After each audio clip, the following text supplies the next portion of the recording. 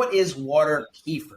What is it? I mean, I don't even know how do you, Who knows? most people don't know how to spell kefir, let alone know what it is. Kefir is still mysterious by itself on the dairy side. We actually ferment a water-based kefir. Everyone, for the most part, knows what dairy kefir is or have had it. And we kind of found this culture to be something that was very unique and different. We consider it a cousin of dairy kefir, which is a live culture that survives, very similar to like kombucha as well. Like you say, culture. Like this is a living organism. This is a living organism that we grow and we maintain. It gives us rich culture, but we feed it sugar and these rich minerals that essentially thrive, and they keep growing. And as we get bigger, we're going to keep growing with our culture that we have. In the field, like in the wild. So where do you find culture? Yeah, so traditionally there's two thoughts of where the culture comes from. One being in Mexico, it lived off of the cactus, and it ate the sugar from the cactus, and someone just started fermenting it, and it got discovered. Then another history also saw that water kefir was founded in the Caucasian mountains, Eastern Europe. Well, yeah, and what they did is it lived in the riverbeds and thrived off of the root systems of the trees, and it's definitely wild. They domesticated this kefir. They decided to start using it for a fermentation process. That's a really good way of putting it. Yeah, I like that a lot. Okay, and then they realized that this thing that had when they would eat this organism or trace amounts of this organism, it had probiotic tendencies for the gut. And is that right? Yeah. So the beauty of it is that most of the research has already been done because of the yogurt industry. So everyone knows that if you ferment cultures, they essentially have the rich probiotics. And then the ferment world has a lot of history, but hadn't had like a crazy amount of research.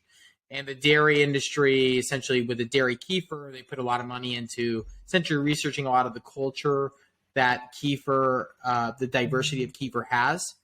And then recently, in the last maybe 10 years, a lot of studies have been done on water kefir in particular, and then obviously kombucha as well. And these cultures not only like continuously live, but they adapt as well. And depending on what part of the world you are, they have different culture, different bacteria and yeast to that.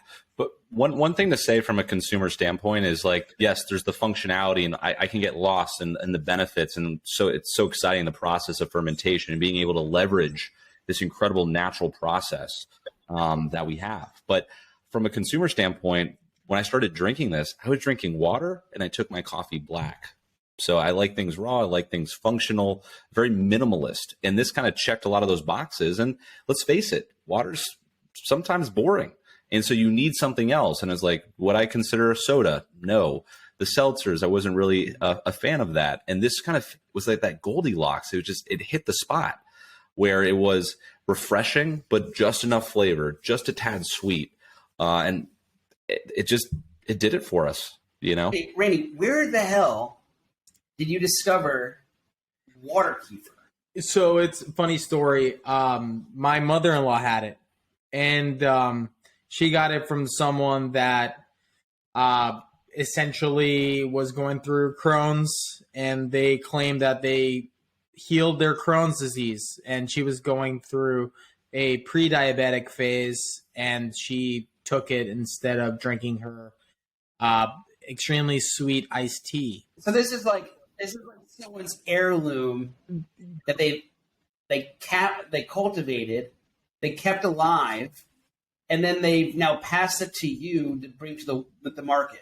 Yeah. So water kefir traditionally has been passed Correct. down from like generation to generation on a health side. And that's why it's been such on like the down low that no one knows about it, because it's just been passed down in secret. And It's a secret, Peter. Shh. Look, I'm just curious because this is, I don't even know where to begin here. You told me, first of water kefir. I don't even know what water kefir is. I think 9 out of 10 people you probably talk to know what water kefir is. Maybe they heard of kefir, but they've never heard of water kefir. Yeah. The idea of it, and it's just there's something romantic about it being like the keeper of the kefir. It's getting passed down. And I mean, what do you feed a kefir? Like, how do you, like, is there like a YouTube video on how to keep your kefir alive, or like how do you mother your mother culture? There's a lot of videos online, but I think at the end of the day, it's all about experimentation, and every culture is different, and they'll survive off of different environmental ingredients. But our culture in particular loves organic cane sugar and water, and that's kind of how it survives. And I've seen some kefirs survive off of honey or coconut sugar and some other sweeteners out there, but it really likes glucose. Thank you for explaining the kefir side of things a little bit. I could obviously spend an entire podcast on the science element. Definitely.